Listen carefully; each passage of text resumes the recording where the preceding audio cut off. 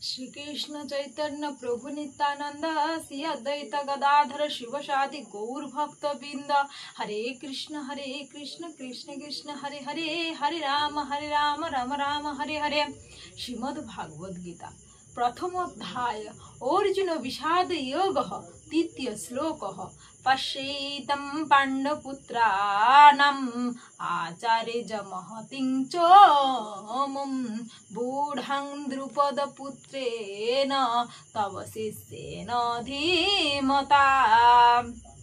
हे आचार्य, पांडवদের সৈন্যবল দর্শন করুন যা আপনার অত্যন্ত বুদ্ধিমান শিষ্য দ্রুপদের পুত্র অত্যন্ত দক্ষতার সঙ্গে ব্যূহের আকারে রচনা করেছেন।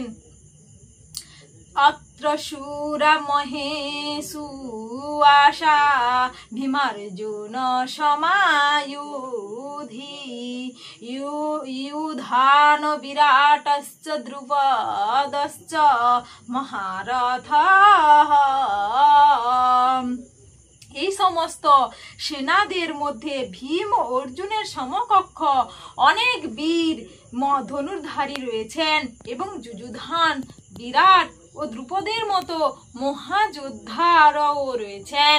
জয় গীতা জয় গীতা। হরে কৃষ্ণ কৃষ্ণ কৃষ্ণ হরে হরে, হরে রাম রাম রাম হরে হরে। শ্রীমদ্ ভাগবত গীতা হলো এমন একটা গ্রন্থ যা অধ্যয়ন করলে সমস্ত পাপ বিনষ্ট হয়ে যায়, শরীর শুদ্ধ থাকে এবং ভগবত ধাম প্রাপ্ত হন। সত্যি শ্রীমদ্ ভাগবত গীতা যদি কাউকে দান করা হয় তাহলে তিনি ভগবানের সেবা চরণ লাভ করেন, তিনি ভগবত ধাম প্রাপ্ত হন। শ্রীমদ্ ভাগবত গীতা এই কলিযুগে এমন একটা গ্রন্থ যা মানুষকে পাপ থেকে পুণ্যের পথে এগিয়ে নিয়ে যায়, একটা সব থেকে বড় মাধ্যম। তাই সবাইকে বলবো কিছুটা সময় হলেও শ্রীমদ্ ভাগবত গীতা একবার হলেও, যারা সংস্কৃত না পড়তে পারেন তারা একবার বাংলায় পড়ে দেখবেন যে শ্রীমদ্ ভাগবত গীতা পড়লে মানুষের মধ্যে এতটা আনন্দ, যত সংসারে দুঃখ যন্ত্রণা সব এক নিমিষেই সেখানেই সব মিটে যায়। কারণ শ্রীমদ্ ভাগবত গীতা এমন এক জিনিস যা অমৃত প্রাণ করার সমতুল্য। আর এই দামোদর মাসে তো শ্রীমদ্ ভাগবত গীতা অধ্যয়ন করলে তো তিনি জ্ঞানীবান এবং পুণ্যবান মানুষ হয়ে থাকেন। স্বয়ং ভগবান শ্রীকৃষ্ণও বলে গেছেন যে শ্রীমদ্ ভাগবত গীতার মতো আর কিছুই নেই। সত্যি শ্রীমদ্ ভাগবত গীতা যিনারা পড়েন তাদের সত্যি ভগবানের আশীর্বাদ পেয়েছেন। এবং আমি সবাইকে বলবো শ্রীমদ্ ভাগবত গীতা একবার হলেও পড়ুন। হয়তো সময় নেই না, যে আমার সময় নিয়ে আমি গীতা পড়তে পারবো না, সময়কে বলুন যে আমাকে গীতা পড়তে হবে, শ্রীমদ্ ভাগবত গীতা আমাকে পড়তে হবে, আমাকে এইটুকু সময় বের করে নিতে হবে।